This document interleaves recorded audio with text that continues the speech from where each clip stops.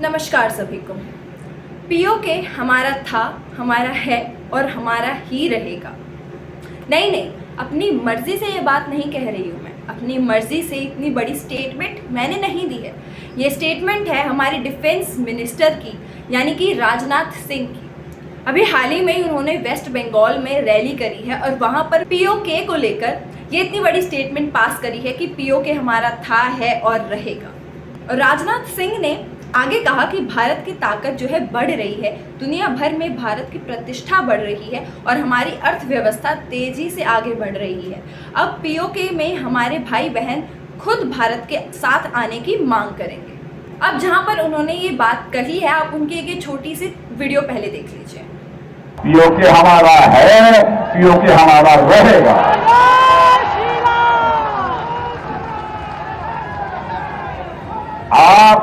आप चिंता मत करो, भारत की ताकत बढ़ रही है।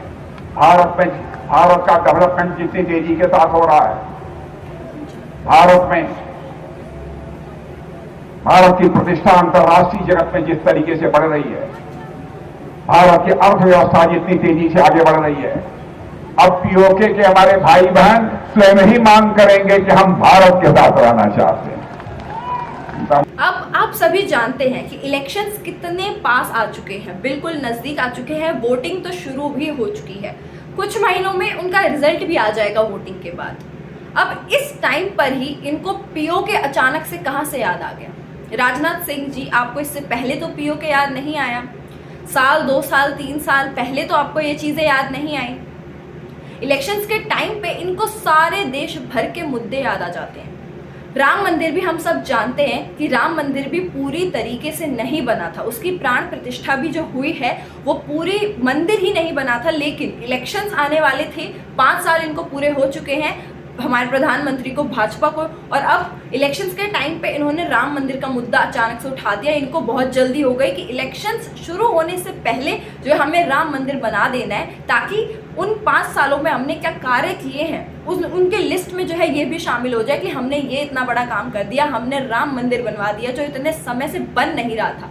बनता, टूट जाता, मस्जिद बनता है, फिर मंदिर बनता है, मस्जिद बनता है, फिर मंदिर बनता है।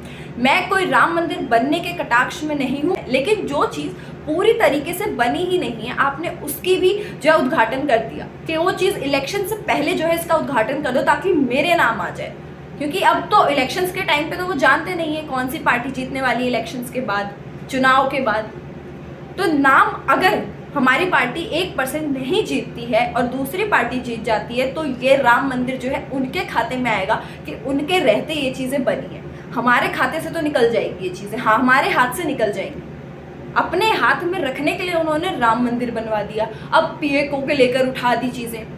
इतने टाइम से आपको याद नहीं था, अब इलेक्शंस आ गए, आपको एकदम से पीओके याद आ गया कि वो हमारा था, है और रहेगा।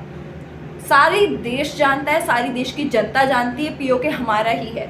लेकिन अचानक से आपको ये मुद्दे कहाँ से याद आते हैं? इलेक्शंस के टाइम पर ये मुद्दे क्यों उठते हैं खाली? इससे पहले आपको ये मुद्दे याद क्यों नहीं आते? पीओके जैसा इतना बड़ा मुद्दा जो कि इतनी आसानी से जो है इनको नहीं मिलने वाला है, मिल सकता है, हमें पूरी उम्मीदें हैं, लेकिन इतना आसान नहीं है उसको पाना। बहुत मेहनत करनी पड़ेगी, बहुत कोशिशें करनी पड़ेंगी और अभी बहुत टाइम और लगेगा। लेकिन जो चीज़ें जल्द से जल्द हमारे देश को सुधारी जा सकती हैं, जो चीज़ें हमारे देश के लिए करी जा सकती है, हमारे सैनिकों के लिए, पूर्व सैनिकों के लिए करी जा सकती है, जो इतनी छोटी सी उनकी डिमांडें हैं, वो आपसे पूरी नहीं हो रही है। लेकिन इतने बड़े बड़े मुद्दे आपको उठाने क्यों? क्योंकि आपका नाम हो जाए इलेक्शंस के टाइम पे, लोग आपको समझने लग जाएं कि अरे आपको तो अभी भी याद है ये चीज़ें।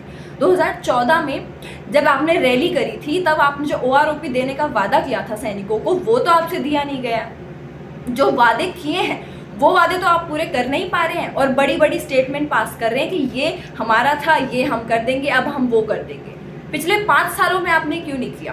पिछले 10 सालों से आप हैं, बल्कि आप भाजपा 10 सालों से रूल कर रही है, उन 10 सालों में तो आपसे कुछ नहीं हुआ।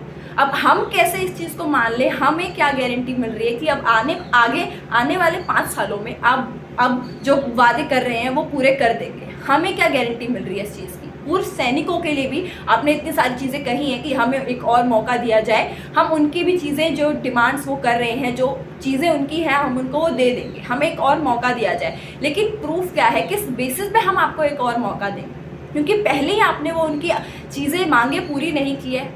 आज के लिए मैं आपको बस अपनी ये बातें रखना चाहती थी और आपके विचार जानना चाहती हूँ कि आप मेरी इन बातों से कितना सहमत हैं या नहीं। जो भी कुछ आप उनको मैसेज देना चाहते हैं, हम जानते हैं कि आप अपना मैसेज डायरेक्ट उन तक नहीं पहुँचा सकते, लेकिन कम से कम अपने विचार, जो आपकी मन की बातें हैं, वो यहाँ पर कमेंट्स में लिख के तो जा सकते हैं। तो ज़रूर लिख के जाइएगा और वीडियो को शेयर करना बिल्कुल मत भूलिएगा। मेरा नाम है साक्षी, CCN News 24 से। धन्यवाद।